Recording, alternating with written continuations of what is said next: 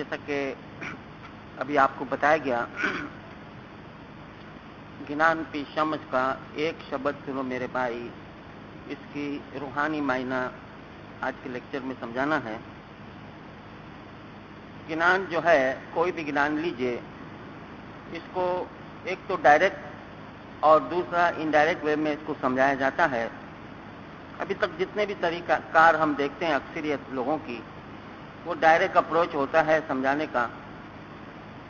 اس سے کیا ہوتا ہے کہ بنیادی جو باتیں ہیں وہ اپنی جگہ رکی رہتی ہے، سولو نہیں ہوتی۔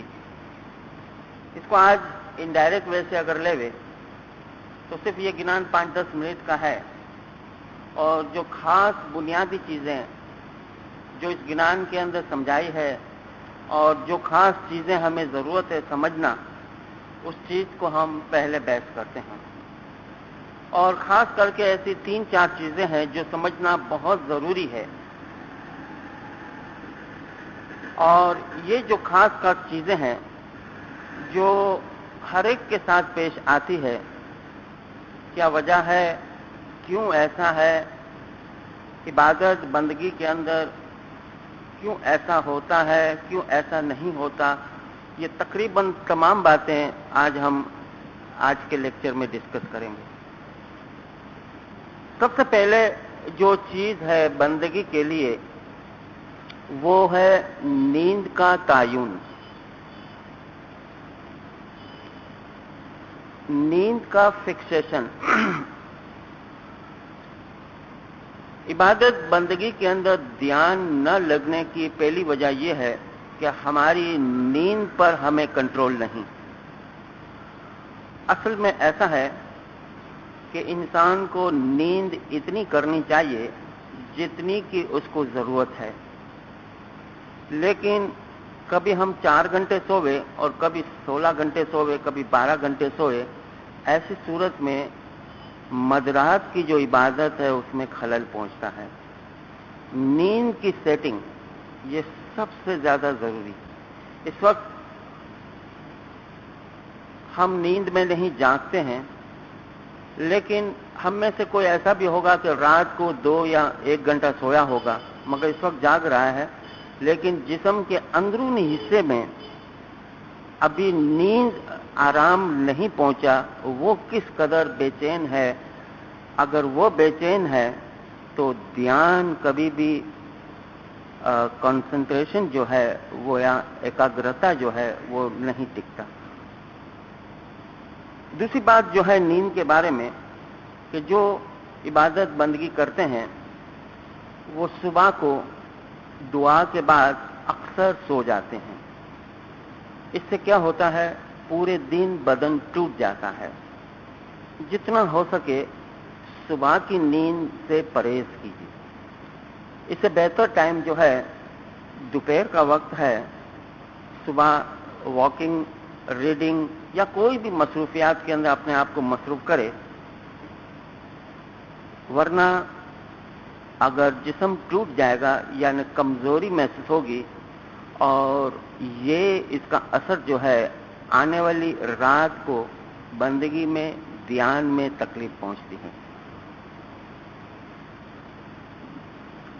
دوسری جو اہم بات ہے، جو سب سے زیادہ اہم ہے، وہ ہے کھانے پینے کا تعین۔ دھیان، خیال کو ایک جگہ مرکز پہ لے آنا۔ اکثر لوگوں کی شکایت ہے کہ عبادت میں دھیان نہیں لگتا، لیکن وہ یہ نہیں دیکھتے کہ ہمارے کھانے پینے کا کیا ٹائم ٹیبل ہے۔ دن کو 3 حصے میں ڈیوائڈ کرتے ہیں، صبح، دوپہر اور رات۔ کہتے ہیں کہ صبح کو بادشاہ کی طرح کھاؤ، دوپہر کو وزیر کی طرح کھاؤ، رات کو ریت رعایا کی طرح کھاؤ، یعنی رعایا کو کبھی کھانا ملتا بھی ہے، نہیں بھی ملتا۔ رات کو جب ہم سوتے ہیں اس وقت ہم کھانا نہیں کھاتے، سوئے ہوئے ہوتے ہیں، گویا हम रोजे की हालत में होते हैं। रोजे को हम अंग्रेजी में फास्ट कहते हैं। सुबह को हम रोजा तोड़ते हैं, इसलिए इसको ब्रेकफास्ट कहते हैं, यानी रोजे को तोड़ना, इसलिए नाश्ते को ब्रेकफास्ट कहते हैं। फर्ज करो एक आदमी रात को एवरेज इसकी नींद 11 बजे है, रात को रोजाना 11 बजे सोता है। सुबह 8 बजे अगर वो नाश्ता करे और रात को 11 बजे सोए, तो आपने देखा कि बीच में दिन में 15 घंटे इसके पास होते हैं, यानी नाश्ते को हजम करने में 15 घंटे मिलते हैं। इसलिए कहते हैं कि बादशाह की तरह खाओ। अगर दोपहर को लंच 1 बजे करते हैं, रात को 11 बजे सोते हैं, तो दोपहर के खाने को हजम करने के लिए 10 घंटे हमें मिलते हैं दिन में। अगर रात को 8 बजे अगर हम खाते हैं 8 बजे और 11 बजे सोते हैं, तो रात के खाने को हजम करने के लिए सिर्फ 3 घंटे बचते हैं। अब आप खुद सोचिए कि कितना कितना खाना चाहिए किस वक्त पे। हम न देते हैं रात न दिन। हमारे यहां बिल्कुल उल्टा मामला है कि शादी ब्याह या गैदरिंग वगैरह होती है रात के वक्त, और हम डट के खा लेते हैं। 2-2.5 घंटे मुश्किल से होते हैं, इसके बाद नींद के या 1-8 घंटे, और जिससे क्या है, जिस्म के अंदर तरह तरह की खराबियां पैदा होती हैं। ये चीजें अगर कंट्रोल में रहे, खाने पीने की सेटिंग अगर कंट्रोल में रहे, जिस्म बिल्कुल चुस्त रहे, दिमाग, इंसान का दिल, इंसान का ख्यालात चुस्त रहे, रात को मदरात में कोई वजह नहीं कि उसका ध्यान क्यों नहीं लगता। तीसरी बात जो आम तौर से हमारे माशरे में ज्यादा ये प्रॉब्लम है, वो है ब्लड प्रेशर का कंट्रोल। ब्लड प्रेशर, जैसे कि हम देखते हैं कि अक्सर मरतबा इलेक्ट्रिसिटी का वोल्टेज हाई हो जाता है या लो हो जाता है। अगर हाई हो जाए, 220 से ज्यादा हो जाए वोल्टेज, तो बल्ब मुमकिन है फट जाए, और कम हो तो कम से कम बल्ब फटता नहीं, यानी लाइट कम मिलती है। यही मिसाल हमारे जिस्म के ब्लड की है कि प्रेशर हाई भी होता है, कम भी होता है। यहाँ पाकिस्तान के अंदर तकरीबन 65% लोगों में हाई ब्लड प्रेशर की ज्यादा शिकायत है। लो प्रेशर तो वैसे भी, मगर हाई ब्लड प्रेशर डेंजरस है, उसको हम कंट्रोल नहीं करते, और इसका असर न सिर्फ हमारी सेहत के ऊपर है बल्कि बंदगी में ध्यान के लिए भी एक प्रॉब्लम है। आप देखते हैं खाने पीने की चीजें, मैं आपको बताता जाऊं, ब्लड प्रेशर हाई होता है, खून के अंदर हम खाते हैं तो हमारे खून में मोटापा पैदा होता है, थिकनेस पैदा होती है, जिसको हम कोलेस्ट्रॉल कहते हैं। कोलेस्ट्रॉल की जिस्म में जरूरत है, लेकिन ज्यादा वो अगर हो जाए तो खून के अंदर शामिल हो जाता है, और खून के अंदर अगर शामिल हो जाए तो यही खून जब हार्ट दिल से गुजरता है, तो जिस तरह पानी और गटर, पानी भर जाए, जिस तरह गटर के आगे कचरा जमा हो जाए, इस तरह कोलेस्ट्रॉल एक चिकनाहट है जो हार्ट की जो कोरोनरी आर्टरीज है, जो 3-4 जो बड़ी रगें हैं, उसको ब्लॉक करती जाती है। आहिस्ता आहिस्ता ब्लॉक होने की सूरत में खून की रसाई, खून की पहुंच अगर दिल को नहीं, तो दिल की धड़कन स्लो हो जाती है, बंद हो जाती है, जिसको हम हार्ट अटैक कहते हैं। हाई ब्लड प्रेशर की सूरत में होता है, और हाई ब्लड प्रेशर पहले कोलेस्ट्रॉल ज्यादा होने की सूरत में। कोलेस्ट्रॉल कितनी चीजों में है, मैं आपको बताता चलूं 100 से ज्यादा % किन चीजों में कोलेस्ट्रॉल ज्यादा है? चर्बी, घी, मक्खन, आइसक्रीम और दूध की 1 घंटा गर्म करने के बाद रखी हुई मलाई। इन चीजों में 100 से ज्यादा % कोलेस्ट्रॉल का है। इससे भी ज्यादा कोलेस्ट्रॉल यानी 200 से 250% तक ज्यादा कोलेस्ट्रॉल खुराक की वो कौन से आइटम में है? पाए, कलेजी, गुर्दा और चिकन लीवर। ये 200 से 250% इसमें कोलेस्ट्रॉल है। और तीसरी चीज जो 300 से 350 या उससे भी ज्यादा कोलेस्ट्रॉल जिस चीज में पाया जाता है वो है बाजारी निहारी, मगज जिसको हम ब्रेन कहते हैं, झींगे और लॉबस्टर। ये आइटम में 3 से 350 बल्कि इससे भी अबाव कोलेस्ट्रॉल होता है। इसका कंट्रोल करना बहुत जरूरी है। इसके बदले में वेजिटेबल का इस्तेमाल, फ्रूट का इस्तेमाल, ये ऐसी आइटम है जिसमें कोलेस्ट्रॉल नहीं होता। खून का जो थिकनेस है, ब्लड का जो थिकनेस है वो खत्म हो जाता है। खून जो है यानी बिल्कुल ऐसी इसमें रवानी पैदा होती है कि जिस्म के पूरे हिस्से में वो गर्दिश करता है, सर्कुलेट करता है।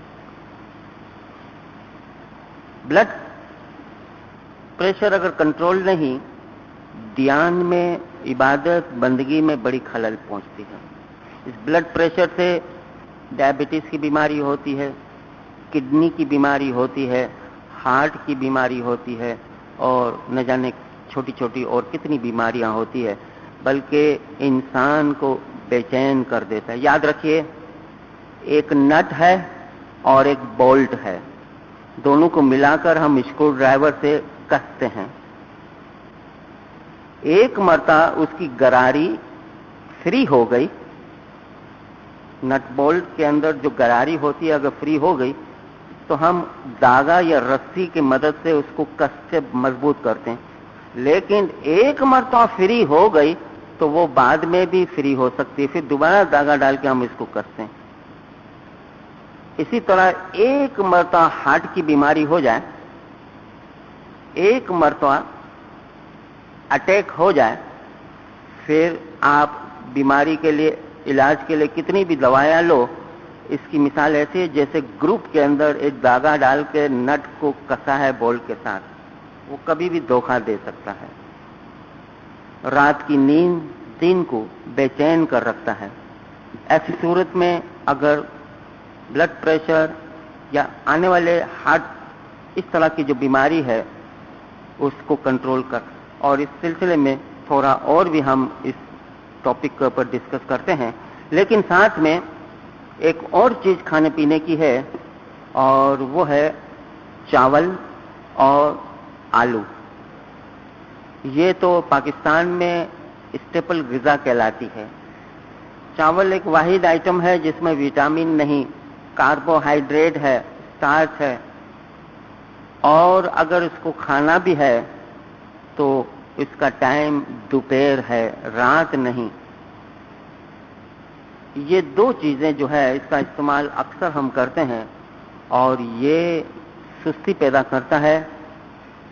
जितनी जरूरत है नींद उससे ज्यादा नींद यानी पैदा करता है। नतीजा यह है कि बदन सुस्त कर देता है, ध्यान बंदगी में नहीं लगता। इस चीज के ऊपर भी कंट्रोल करना जरूर है।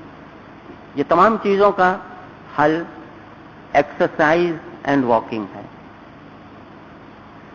एक्सरसाइज से मुराद अगर 30 साल की उम्र हो गई है तो फिर वजन उठाने की एक्सरसाइज बिल्कुल बंद कर देनी चाहिए, क्योंकि वजन जो है उसका असर हार्ट पर पड़ता है। और सबसे बेस्ट जो एक्सरसाइज है स्विमिंग है, और अगर स्विमिंग अवेलेबल नहीं फैसिलिटी तो वॉकिंग से बढ़कर और कोई बेहतरीन एक्सरसाइज नहीं। और वॉकिंग के लिए सबसे आइडियल टाइम जो है, बेहतरीन जो टाइम है, वो सुबह का वक्त है। वॉकिंग जो है अगर कम से कम रोजाना अगर करनी है, कम से कम 15 मिनट भी अगर सुबह को करे, या हफ्ते में 3 मरतबा कर सकता है, तो कम से कम 25 से 35 मिनट वॉक करे। तो खाने पीने की न सिर्फ चीजें डाइजेस्ट सही तरह होती है, एक्सेस जो कोलेस्ट्रॉल है, एक्सेस हमारे बदन के अंदर उसको खत्म करता है, और एक तरीके की जिस्म में फिटनेस पैदा करता है। अब वॉकिंग का मतलब ये नहीं कि यहां से लसबेला 2 दोस्त बातें करते करते चले गए, वापस बातें करते करते आए, ये वॉकिंग नहीं है, इसको चेल कदमी कहते हैं। वॉकिंग में कभी भी बातें नहीं होती, नंबर 1। वॉकिंग स्लो नहीं होती, फास्ट होती है, जरा ब्रिस्क वॉकिंग। अगर वॉकिंग करनी है तो अकेले, बातें नहीं करते।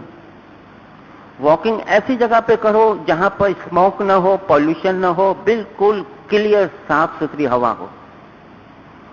और सुबह का वक्त सबसे बेहतरीन टाइम।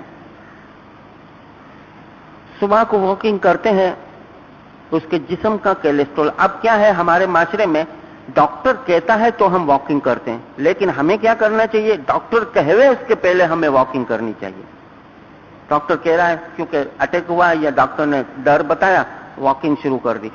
मगर होना क्या चाहिए कि डॉक्टर के पास जाने से पहले हमें खुद अपने बदन का ख्याल करना चाहिए, और अगर है तकलीफ या ना हो, लेकिन वॉकिंग के ऊपर जोर देना चाहिए। सेहत के लिए और दीन और दुनिया और मजहब के लिए एक और चीज मैं बताता चलूं जो शायद कम लोगों को इसका इल्म हो, और वो है हस्बे दम, सांस को कंट्रोल में रखना। ध्यान के लिए यह बहुत बेहतरीन यानी एक तरीकेकार टॉनिक है। जैसे कि मैं मिसाल दूं कि हम जो सांस लेते हैं, योगा सिस्टम के अंदर ये बताया गया है, हमारे ज्ञान में भी ये बताया है, जो हम सांस लेते हैं ये अधूरा सांस है, पूरा नहीं। सांस लेते हैं, हमारे जिस्म के अंदर जितना ऑक्सीजन पहुंचना चाहिए वो नहीं पहुंचता। मैं आपको यहां रुक कर एक चीज बताऊं, जैसे कि सीमेंट है, सीमेंट से ईंटें बनी, ईंटों से दीवार बनी, दीवार, ईंट और सीमेंट। दीवार में ईंट भी है और सीमेंट भी है। याद रखना 3 बातें, सीमेंट, ईंट और दीवार। इस तरह हमारे जिस्म के अंदर 3 चीजें, सेल, सेल से बनते हैं टिश्यू, टिश्यू से बनते हैं मसल। आप समझे बात? सेल सीमेंट से तशबीह दो, टिश्यू को ईंट से तशबीह दो समझने के लिए, और मसल को दीवार से तशबीह दो जिसको हम गोश्त कहते हैं। अब ये जो गोश्त है हमारा, इसके अंदर टिश्यू भी है, उस टिश्यू के अंदर सेल भी है। जब हम सांस लेते हैं, मसल से टिश्यू और टिश्यू से होता हुआ सेल तक ऑक्सीजन पहुंचता है, और सेल में जो कचरा है कार्बन डाइऑक्साइड उसको वापस निकालता है। ये सांस के उतार चढ़ाव के अंदर ये ऑक्सीजन का दाखिल होना और कार्बन डाइऑक्साइड का निकलना। लेकिन मैंने बताया कि दीन कहता है, योगा सिस्टम ज्ञान कहता है कि हम जो सांस लेते हैं वो अधूरा है। कहने का मतलब क्या है कि टिश्यू जो है और सेल जो है, बाहरी जो चीज है जिसको मैंने सीमेंट से तस्वीर देकर समझाया, वहां अक्सर मतलब ऑक्सीजन नहीं पहुंचता। कैंसर की बीमारी तो इसी तरीके से होती है कि क्योंकि बीमारी पहले जरासीम सेल को पकड़ते हैं, सेल खराब करके टिश्यू को खराब करते हैं, फिर पूरे मसल को खराब करते हैं। टिश्यू अगर हमारे फ्रेश हैं, उसको ऑक्सीजन पहुंचता है, न जिस्म के अंदर चमड़ी या किसी किस्म की बीमारी की कोई गुंजाइश नहीं रहती। इंसान 100 साल जिंदा इसलिए है, 100 साल से अबाव इसलिए जिंदा है कि उसके सेल जो है फ्रेश है, उसके टिश्यू फ्रेश है और उसके मसल फ्रेश है। अब सांस ऐसा लेना चाहिए पूरा कि मसल और टिश्यू और हत्ता के सेल को भी ऑक्सीजन पहुंचे। दिन में एक मरतबा प्रैक्टिस करो, जहां पर ऑक्सीजन हो बैठ जाओ, जब मन ठंडा हो जाए, नॉर्मल हो जाए, ऊंचा सांस लो, सांस लेकर सांस को बंद कर दो। दिल के अंदर गिनती करो, 1 2 3 4 5 25 तक गिनो पहले, फिर सांस छोड़ दो। आपने 25 तक गिना, इतने अरसे में जो आपने सांस लिया था तो उसके अंदर जो ऑक्सीजन था वो मसल, टिश्यू और सेल तक पहुंच गया। और फिर जोर से जब आपने सांस स्टार्ट किया तो कार्बन डाइऑक्साइड बाहर निकाला। फिर 2 मिनट के बाद दोबारा सांस बंद करो, ऊंचा सांस लेकर 1 से 25 गिनो, फिर सांस छोड़ दो। कम से कम 3-4 मरतबा ऐसा करो, फिर प्रैक्टिस बढ़ाओ। फिर 1 से 30 तक गिनो, 40 तक गिनो, 50 तक, और नॉर्मल है कि 60 तक गिन लो। वहां तक की प्रैक्टिस हो जाए तो सांस मुकम्मल अगर आप इस तरह रोज के 10-12 लेते जाओ, इंसान के सेल, टिश्यू और मसल हेल्दी रहते हैं, उसके ख्यालात हेल्दी रहते हैं। और ख्यालात अगर पाक और साफ रहेंगे, उसका ध्यान यहाँ वहाँ नहीं लगेगा। सेहत के लिए भी ये बहुत अच्छी चीज है और इबादत के लिए इससे ज्यादा अच्छी चीज है। साथ में जनरल कुछ रेगुलेशन है, वो भी बताता चलूं। एंटीबायोटिक की जो गोलियां हैं, दवाइयां हैं, हम नहीं कहते कि डॉक्टर के कहने पर इसका इस्तेमाल ना करो।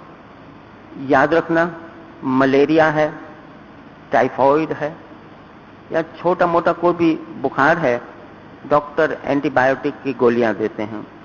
हम क्या करते हैं कि गोलियां जबान पर रख के 1 घूंट पानी पी लेते हैं, लेकिन ये तरीके का सरासर गलत है। कम से कम 1.5 गिलास पानी पीना जरूरी है, वरना बीमारी के जरासीम सीधा किडनी में दाखिल हो जाते हैं, यूरिया के जो निजाम है उसको खराब करते हैं। और अक्सर इंसान की जो किडनी फेल हुई है उसकी वजह यह है कि मलेरिया की जो गोलियां हैं, ये जो क्विनिन की जो गोलियां हैं वो खाने से होती है, क्योंकि पानी पूरा नहीं पीते। एक ये चीज का ख्याल रखो।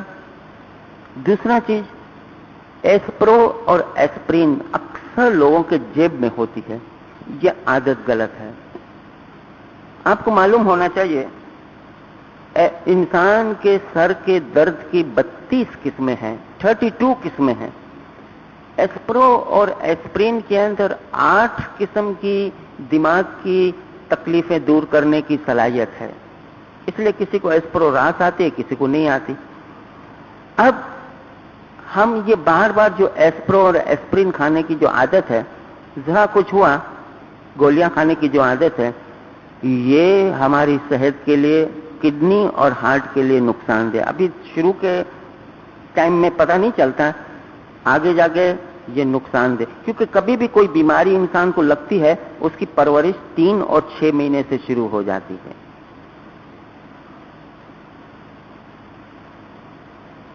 तो ये चीजों का ख्याल रखने के साथ साथ इंसान को, इबादत करने वालों को, पेट का निजाम जो है, स्टोमच, पेट के निजाम को साफ सुथरा रखना चाहिए। मैदा जो है ये वाहिद चीज है इंसान का जहां से हर तरह की अच्छाई बुराई यानी बीमारियां सब कुछ यहां से पैदा होती है।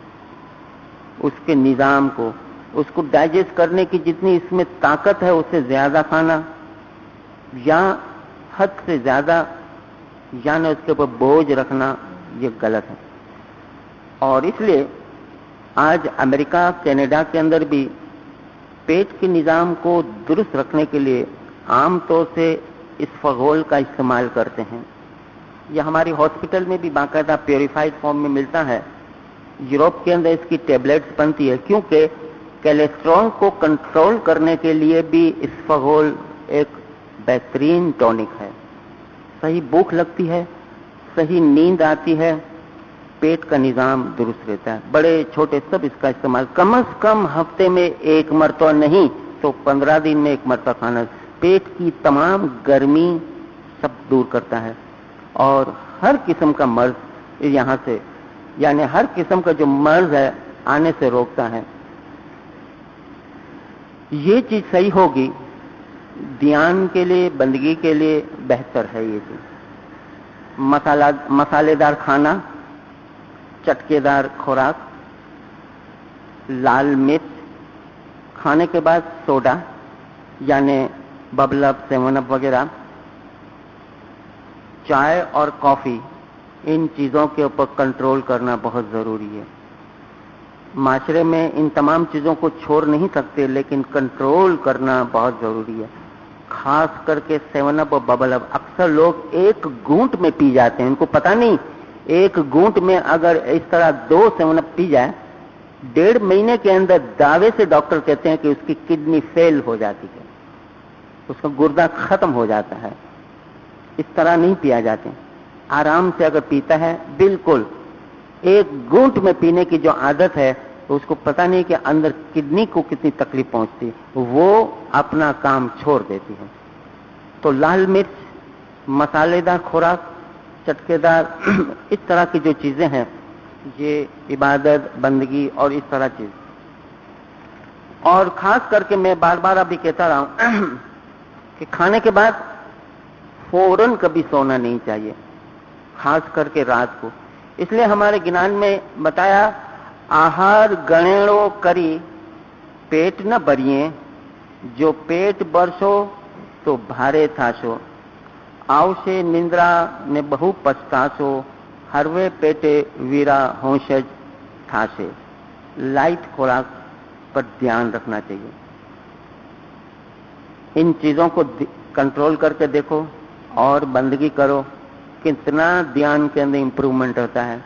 रात को सो, नियत करके सो, मौला अली का नाम लो, या अली करके सो जाओ।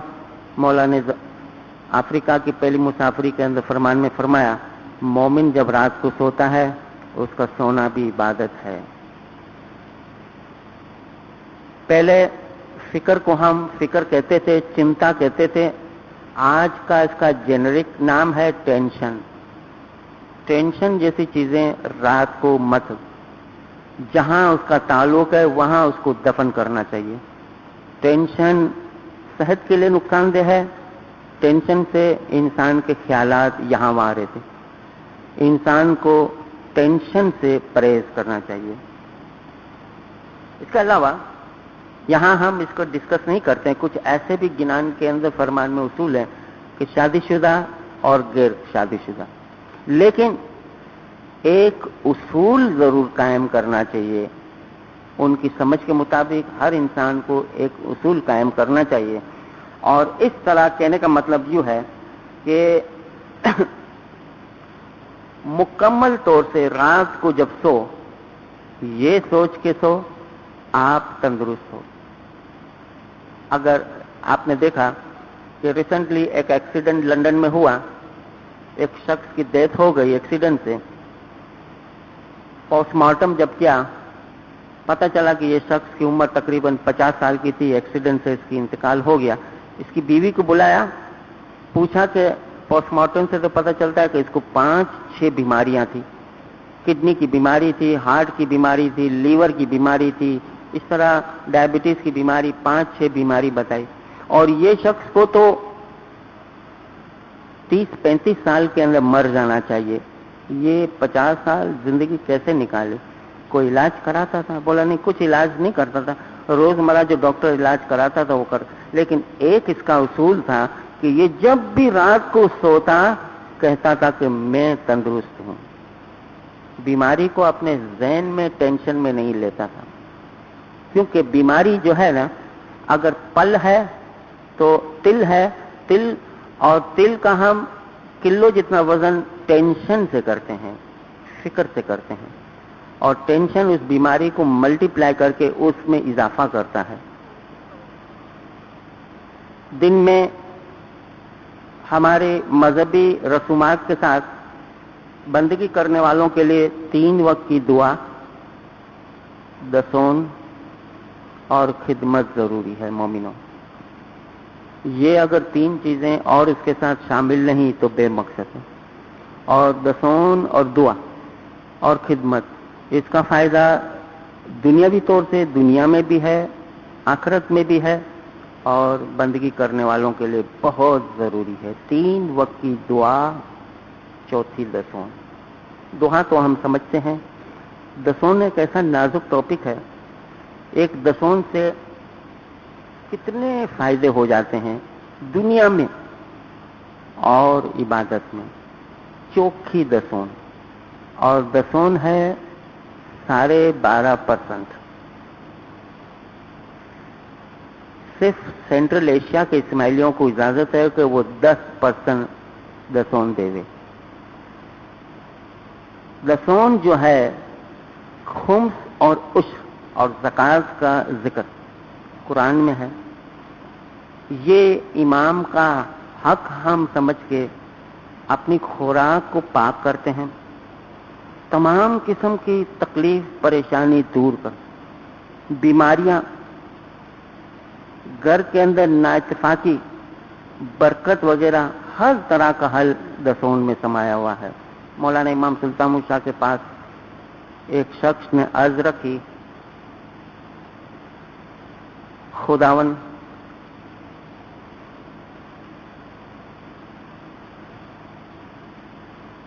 पूरा नहीं होता, मैं कमाता हूं, खानदान में 6-7 अफराद हैं, माँ है, बीवी है। मुंबई के अंदर कांडी मौला जमा खाने में अर्ज रखी, मौला रिस्क में इजाफा नहीं होता, बरकत नहीं, और कर्ज बढ़ता जा रहा है। मौला कुर्सी पर बैठे थे, मौला ने फरमाया, 3 वक्त की दुआ पढ़ते हो? जी खुदावन।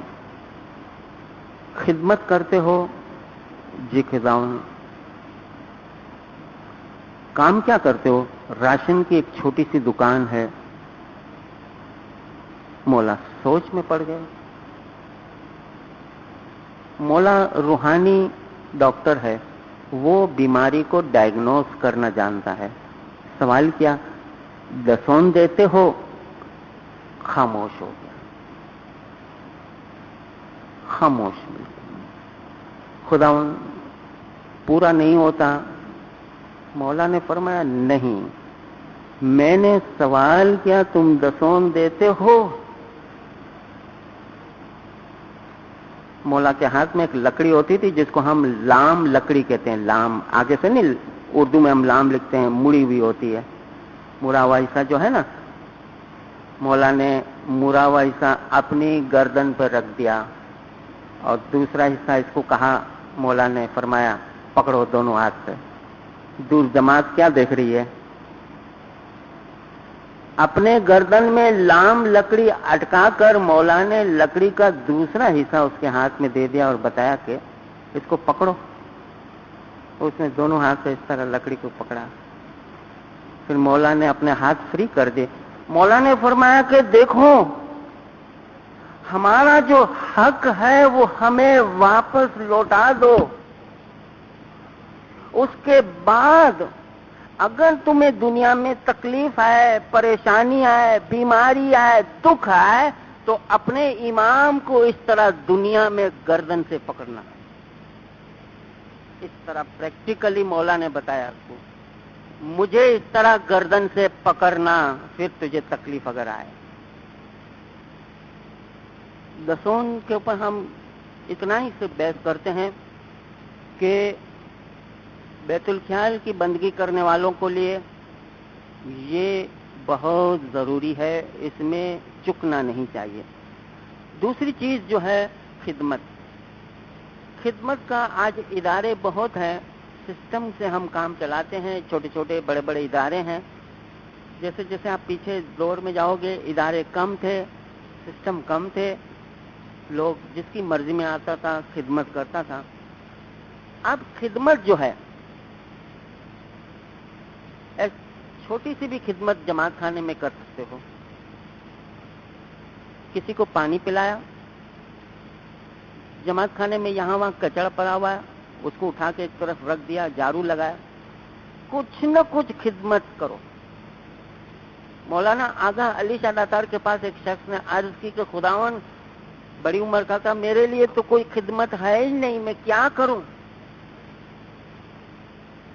میں کتنا سوچتا ہوں کہ جماعت خانے میں میں کون سی خدمت کروں، کوئی میرے کو راس نہیں آتی. مولانا نے فرمایا دیکھو جماعت کا مکھی صاحب جب کھانا ودان کے ہوئے تم ادب سے آمین کہو، یہ بھی عبادت نہیں بلکہ تمہارے لیے خدمت ہے.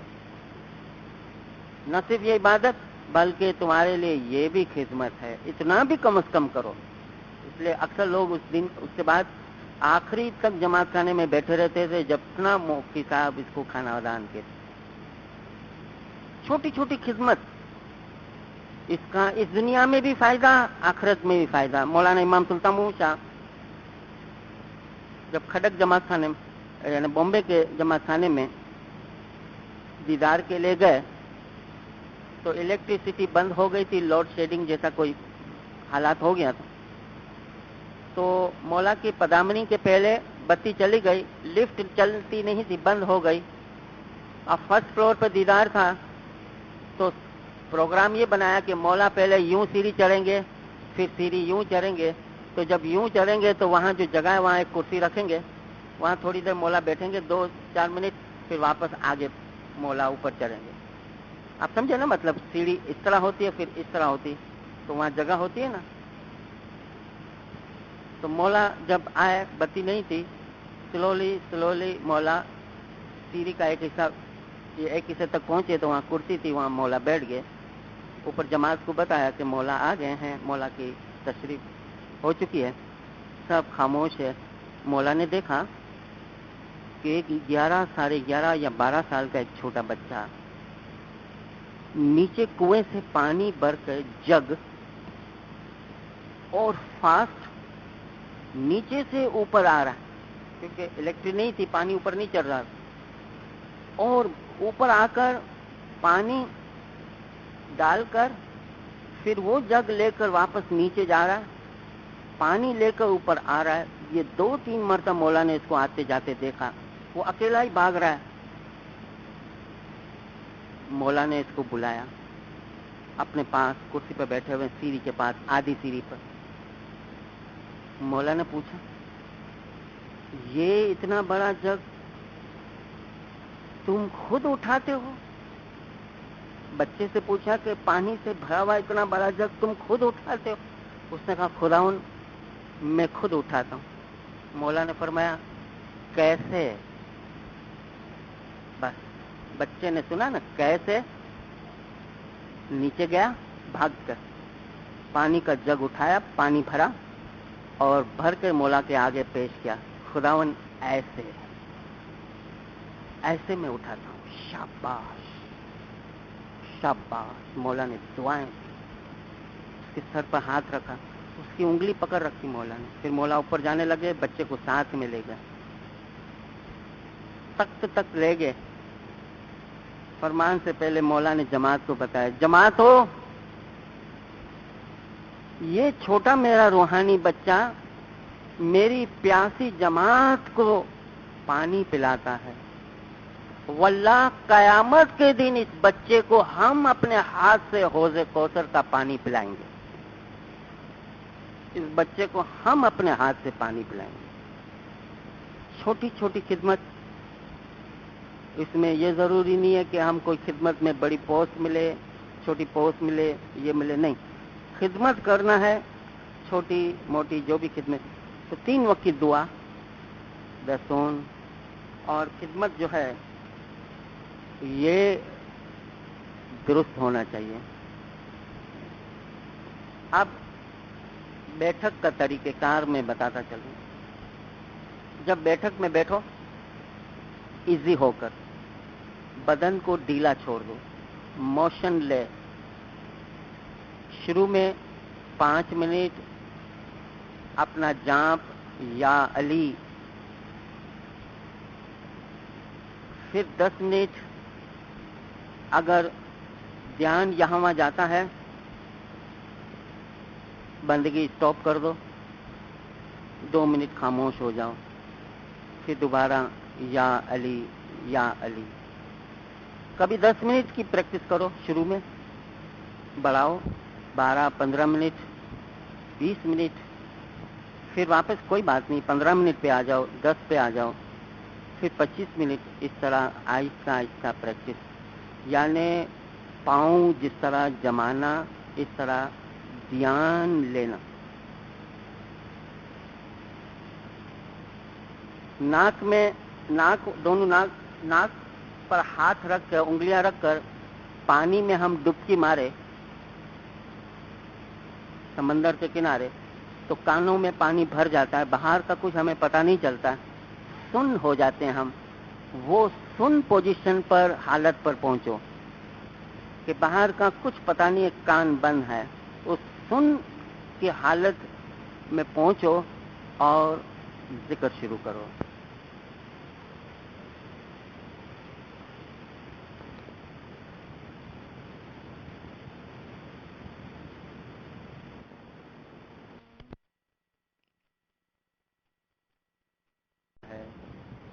ایک سریلی آواز محسوس کرتا ہے۔ پہلے زمانے میں آپ نے دیکھا کہ گاؤں کے اندر اگر بادشاہ آئے تو آنے سے پہلے گاؤں کے اندر شہنائی بجتی ہے۔ اگر ڈرم اور شہنائی بجے تو گاؤں کے لوگ سمجھتے تھے کہ بادشاہ آنے والا ہے۔ اس طرح نورانی بادشاہ کی آمد پر مومن میوزک ٹیوننگ جیسی آواز اپنے کانوں میں سنتا ہے۔ نہیں تور جہاں ہے بھی تور، نہیں سور جہاں ہے بھی سور۔ تور شہنائی کو کہتے ہیں، باجا نہیں لیکن اس کی آواز سنتا ہے مومن۔ اب اس پوزیشن پر اس کے ذکر میں ایک دھن پیدا ہوتی ہے، اور یہ دھن کا مطلب ہے کہ نور کے قریب اس کی جیو، اس کی روح، اس کی آتما قریب سے قریب ہوتی جا رہی ہے۔ ابھی ٹائم ہے اور اس کو اور ذکر کرنا ہے۔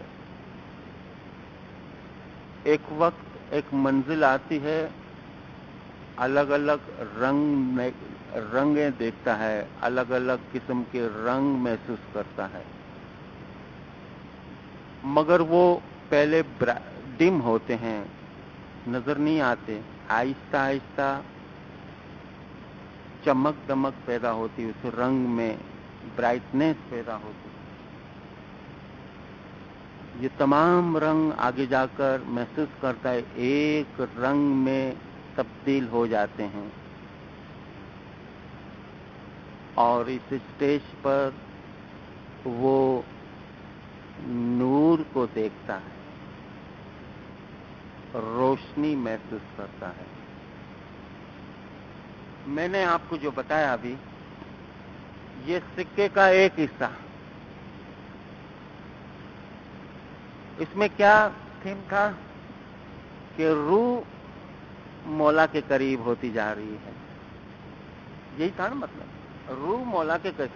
اب سکے کا دوسرا حصہ میں آپ کو بتاؤں کہ انسان کی جو روح ہے، انسان جب ذکر کرتا ہے، بدیوں کا مقابلہ کرتا ہے، اس کی روح کے آس پاس جو لیئرز ہیں، اس کے آس پاس جو رکاوٹیں ہیں وہ دور ہوتی جاتی ہے، اس کی روح چمکنا شروع ہوتی ہے، روشنی پیدا ہوتی ہے، سورج کی طرح روشنی دیتی ہے، اور وہ روح جو سورج کی طرح روشن ہوتی ہے وہ خدا کی ذات، خدا کا نور ہے۔ یہ سکے کا دوسرا حصہ۔ پہلے حصے میں نے سمجھایا کہ آپ کی روح کو جانا ہے، دوسرے حصے میں آپ کی روح کو اندر سے پیدا ہونا ہے کہ میں کون ہوں۔ یہ سکے کا دوسرا حصہ کہ وہ خود قطرے سے خود سمجھتا ہے کہ میں سمندر ہوں۔ اس لیے اس اسٹیج پر منصور پہنچا، انا الحق کہا، با یزید پہنچا، منم یزدی کہا۔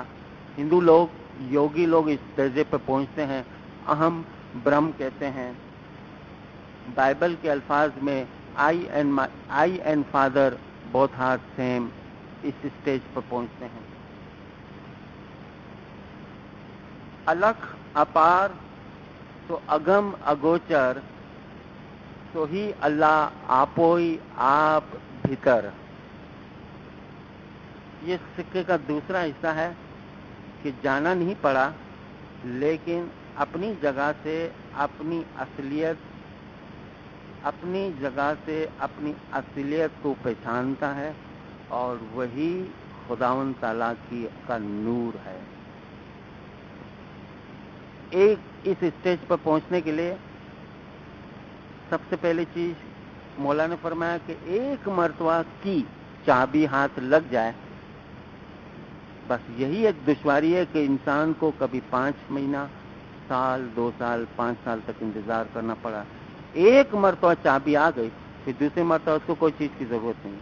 میں نے آپ کو یہی مثال بتائی تھی پچھلی بار کہ عید کا چاند دیکھنے میں کتنی دشواری ہوتی ہے، دوسرے کی مدد سے ہم چاند کو مشکل سے دیکھتے ہیں، پھر دیکھ لیا، پھر دوسرے مرتبہ دیکھو گے، تیسری مرتبہ کیا 1,00,000 مرتبہ دیکھو، پھر کسی کی مدد کی ضرورت نہیں ہے۔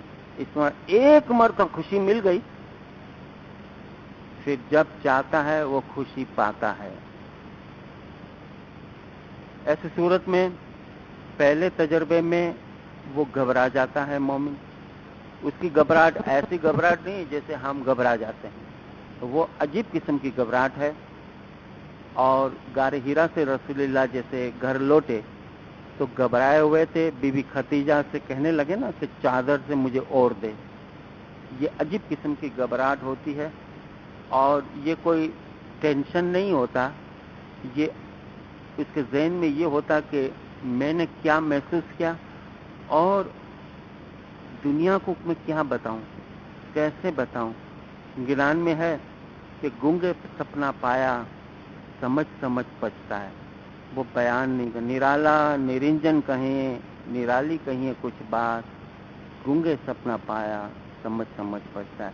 کہوا سریکھو نتی مارو سامی، یہ تو جوا سریکھو چھے انامی۔ اس کو لفظوں میں بیان نہیں کر سکتا، بتا نہیں سکتا۔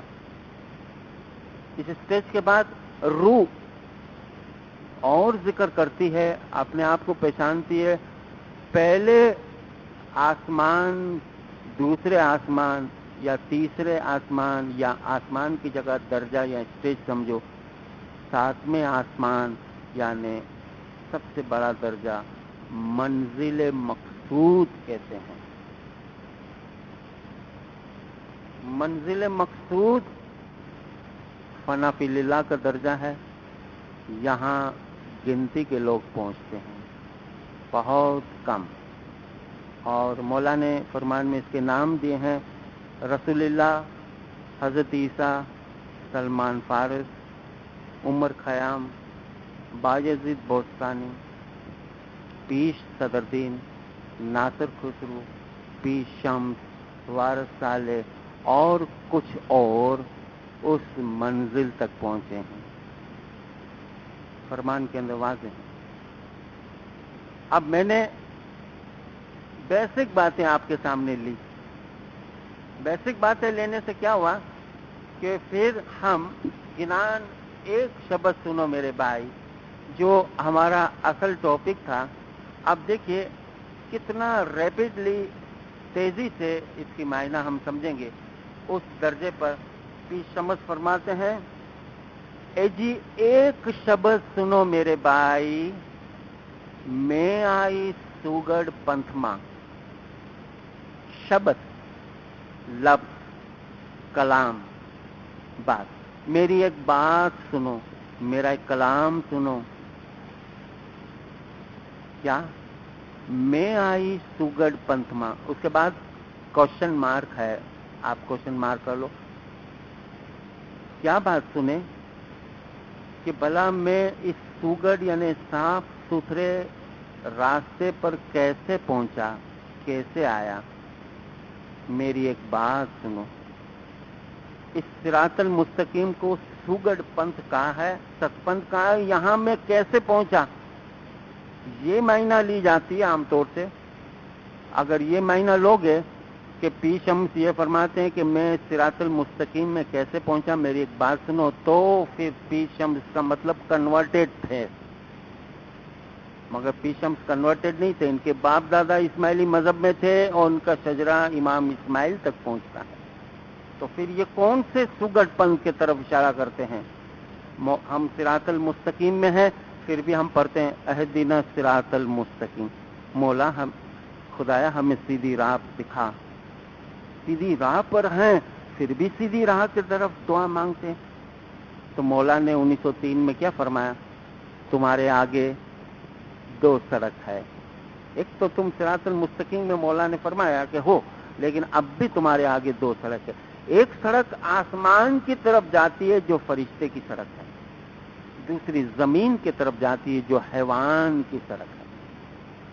آسمان کی سڑک فرشتے کی سڑک ہے، مولا نے فرمایا اس سڑک کو پکڑو، اور جو اس سڑک کو پکڑتا ہے سمجھ جاتا ہے اس سڑک کو، اس جگہ کو سوگڑ پنتھ کہا ہے پی شمس نے۔ ایک شبد سنے میرے بھائی، میں آئی سوگڑ پنتھ میں، میں اس سوگڑ پنتھ میں کیسے آیا؟ دو سوال کرتے ہیں، اے جی کس کی بیٹی کس کی دیا، تو کون پروش گر ناریا؟ پہلی لائن میں کیا ہے؟ کس کی بیٹی کس کی دیا، جملے دو ہیں بعد ایک ہے۔ اگر میں کسی کو بولوں تم کس کے بیٹے ہو، تم کس کے فرزند ہو، چیز ایک ہے جملے دو ہیں۔ سندھی میں بیٹی کو دی کہتے ہیں۔ کس کی بیٹی کس کی دیا، تو کس کی بیٹی ہو کس کی لڑکی ہو، کوشچن مارک ہے۔ تو کون پروش گر ناریا، پروش مرد کو کہتے ہیں، کس ناریا یعنی عورت، کس مرد کے یہاں عورت کے مانند ہو۔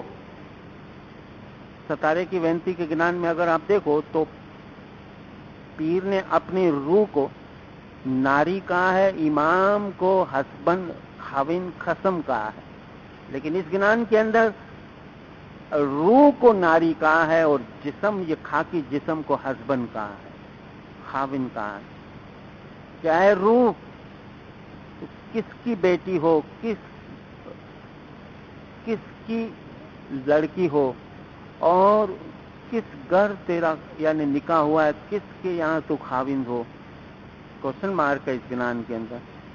جواب دیتے ہیں، خود جواب، ست کی بیٹی سنتوش کی دیا، میں اس تھول پروش گر ناریا۔ ست سچائی، حقیقت، حق تعالی، ست کی بیٹی، خداوند عالمین کے نور کا میں قطرہ ہوں، اس کو ست کی بیٹی سے تشبیہ دی۔ سنتوش کی دیا، سنتوش یعنی سیٹسفائی، روح جب سیٹسفائی ہو جاتا ہے، قرآن میں تین قسم کی نفس کی حالت بتائی ہے، نفس امارہ، نفس لوامہ اور نفس مطمئن۔ جب نفس روح سیٹسفائی ہوتا ہے اس کو کہتے ہیں مطمئن، سیٹسفائیڈ سول، اور اس کو گنان میں بتایا سنتوش۔ میں خداوند تعالیٰ کے نور کا قطرہ ہوں اور مطمئن ہوں. اس کے لیے لفظ کیا بتایا؟ ست کی بیٹی، سنتوش کی دیا. میں استھول پروش گر ناریا، استھول جسم کو کہتے ہیں. میں ایک جسم کے یہاں عورت ہوں. اس کا مطلب جسم خاوند ہے، روح عورت ہے، اس گنان کی تسبیحات کے حساب سے. اب دیکھیے، میں نے ابھی آپ کو بتایا زبان سے پہلے ذکر کی پریکٹس کرو، پھر حلق، پھر دل، پھر دل کے بعد ایک اور دل پیدا ہوتا ہے، پسینہ ہوتا ہے، خوشبو آتی ہے، ٹیوننگ سنتے ہیں. یہ اپنے اپنے اسٹیج میں. میں آپ کو بتاؤں، ایک بچہ فرسٹ کلاس میں بیٹھتا ہے، پاس ہوتا ہے تو دوسرے سال دوسری کلاس میں جائے گا تو وہ دوسری کلاس میں بیٹھے گا. یہ تو نہیں کہ دوسرے سال پہلی کلاس میں تھوڑی دیر بیٹھے گا پھر دوسری کلاس میں بیٹھے گا. اس طرح 5 کلاس تک 5 سال پاس ہوتا گیا. تو اس کا مطلب نہیں کہ پہلے تھوڑی دیر فرسٹ میں بیٹھے، سیکنڈ میں بیٹھے، تھرڈ میں بیٹھے، فورتھ میں بیٹھے اور ففتھ میں بیٹھے. نہیں، اب ڈائریکٹ ففتھ میں بیٹھے گا. تو جہاں پر پریکٹس ہوگی اس پریکٹس پر آج آپ کی پریکٹس ہوئی، حلق دل تک ذکر پہنچ رہا ہے، تو کل آپ ذکر کرو گے تو اب زبان ببان یہاں کہیں جانا نہیں، ڈائریکٹ پریکٹس ہوگی دل تک پہنچ کے. جہاں آپ کی پریکٹس ہوگی وہاں چلے جاؤ گے. تو پیر شمس مقام جبروت یعنی فرشتے کی حالت میں تھے، یعنی جسم کو روح سے الگ کر دیتے تھے. دیکھیے، روح جب اوپر چڑھتی ہے گردن سے اوپر، یعنی اس جگہ اگر روح پہنچے تو ہم کیا کہتے ہیں کہ جسم سے روح الگ ہو گئی. یعنی جسم سے سچ مچ اس طرح الگ نہیں ہوتی، جسم میں ہوتی ہے، لیکن جب دماغ ماتھے تک پہنچتی ہے 10ویں دوار تک تو ہم کیا کہتے ہیں کہ جسم سے روح کا الگ ہونا. اس اسٹیج پر پہنچے ہوئے تھی اس کی روح. جب بھی بیٹھتے تو اس اسٹیج سے اسٹارٹ کرتے. تو گنان کے اندر بھی اپنا وہی تجربہ بیان کیا. چوتھے پارٹ کے اندر روح کیا کہتی ہے؟ عورت استھول پروش میں سوتا میلیا، میں بالک میلیا جلنتا، دودھ کڑنتا میں چولہے میلیا، میں آوی شاہ دواریا. اس اسٹیج پر تھا، 2 کام کیے.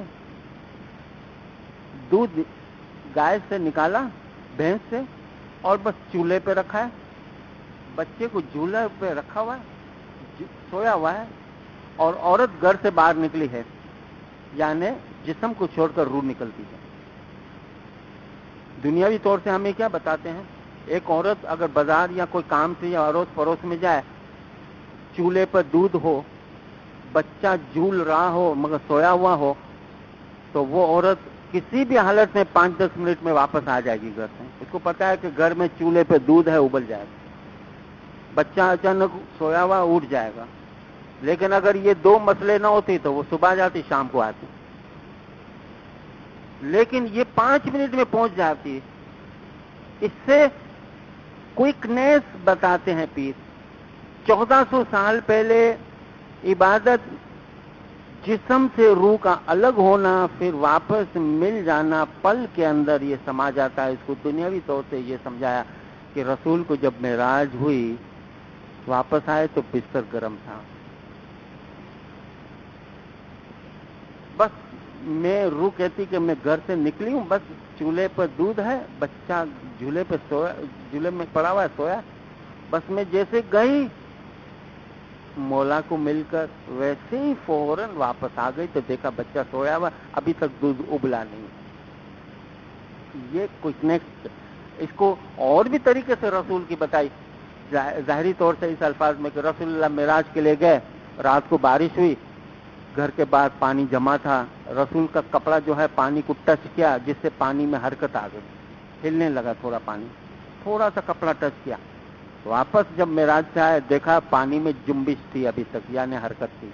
یہ پل میں ایک چیز ہو جاتی ہے، اس کو دنیاوی مثالوں میں اس طرح سمجھاتے ہیں.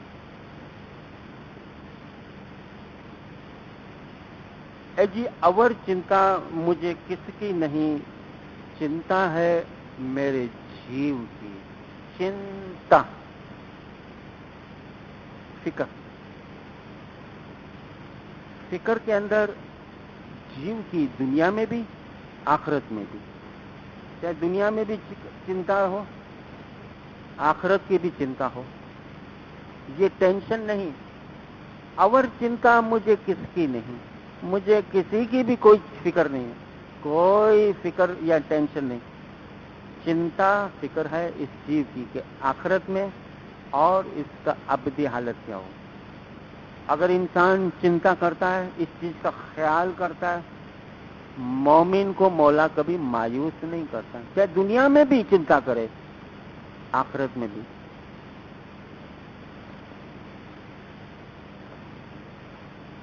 سگرا بائی کا واقعہ زنزیبار میں اکثر لوگوں نے سنا ہوگا۔ 1914 میں جب مولا زنزیبار کی ملاقات پر گئے، وارث علی دینا وشرام نے مولا کے لیے جگہ بنائی تھی، وہاں پر مولا اترے تھے۔ یہ سگرا بائی، اس کی شادی اشناشری کے یہاں ہوئی تھی، عبادت کرتی تھی، مولا کو یاد کرتی تھی، بچے ہوئے، بچے جوان ہو گئے، کسی کو پتہ ہی نہیں چلا کہ یہ اسماعیلی ہے، گھر کے خاوند کو بھی پتہ نہیں چلا، اتنے سال تک اس نے تکیہ کیا، کسی کو پتہ ہی نہیں چلا، اسماعیلیوں کو بھی پتہ نہیں تھا، سب سمجھتے تھے شیعہ۔ 1914 میں جب مولا کی پدامنی زنزیبار میں ہوئی، مولا کے بنگلے پر یہ برقع پہنے ہوئی حالت میں پہنچی، مولا والنٹر کو فرمایا کہ اس کو آنے دو، برقع اتارا، مولا کے پاس اندر پہنچی، روم میں مولا سے ملی، مولا نے اس کے سر پہ ہاتھ رکھا، دعائیں دی، مولا کے پاس سب کچھ باتیں کی، مولا نے سنی، مولا نے شاباشی دی، مولا نے اس کی تعریف کی کہ ایک عورت ذات اتنے سال تک اپنے دین، ستپن دین کو کس طرح سمائی، یعنی اپنے اندر پالتی ہے، جبکہ اس کا ماحول چاروں طرف شیعہ ہے۔ اس کے آنکھوں میں اچانک اس عورت کی آنکھوں میں پانی آ گیا، تب رونے لگی، ڈسکے رونے لگی۔ مولا نے اسے پوچھا تو جواب نہیں دے سکی، مولا نے اس کے سر پہ ہاتھ رکھ کے ہمت دی، کیا بات ہے؟ مولا مجھے ایک چنتا دن بھر کھائے رہتی ہے، ایک فکر مجھے رہتی ہے کہ میری شادی جس خاندان میں ہوئی ہے سب کو پتا ہے کہ میں اشناشری ہوں، تو تجھے معلوم ہے کہ میں تیری روحانی بچی ہوں، میں مر جاؤں گی، یہ لوگ تو اپنے طور طریقے سے مجھے اپنے ہی قبرستان میں دفن کفن کر دیں گے، میرے پیچھے میری روح کے ثواب کے لیے کوئی تسبیح نکالنے والا کوئی نہیں ہوگا، کیونکہ کسی کو پتہ ہی نہیں۔ مجھے وہ چنتا، آخرت کی چنتا تو مجھے مولا کچھ نہیں ہے، جتنی یہ چنتا مجھے بہت کھا رہی ہے، مولا کو صاف اس نے کہا۔ مولا نے اس کا ہاتھ پکڑا، مولا نے فرمایا دیکھو تم اس چیز کی فکر نہیں کرو، اگر ایسی گھڑی آئی، تمہاری وفات ہوئی، تمہاری روح کو ہم مایوس نہیں کریں گے، وعدہ کیا مولا نے۔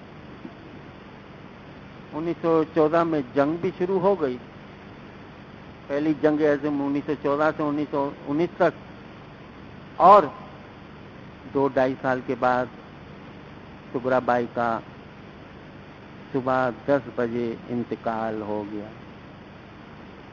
اس کے خاندان والے امام باڑے لے گئے، قبرستان لے گئے اپنے طریقے سے، میں نے بتایا صبح 10 بجے، مولا جنیوا میں تھے، دوپہر کو 1 بجے زنزیبار کے مکھی کے نام ایک مولا کا ٹیلی گرام آیا، मौला ने वाज़े तौर से बताया, देखो मुखी, तुम्हारे शहर में मेरी एक रूहानी बच्ची है, उसका इंतकाल हुआ है। तुम आज शाम को जमात के साथ मिलकर उसके हक में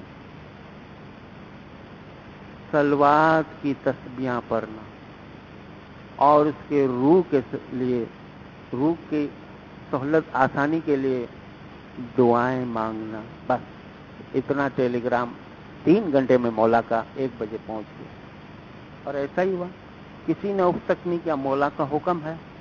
कौन सी बच्ची, कौन थी, वो तो बाद में 5 साल के बाद पता चला कि जिसके लिए हमने दुआ मांगी थी वो फलानी औरत थी, जिसका जो इस्नाशरी के घर थी।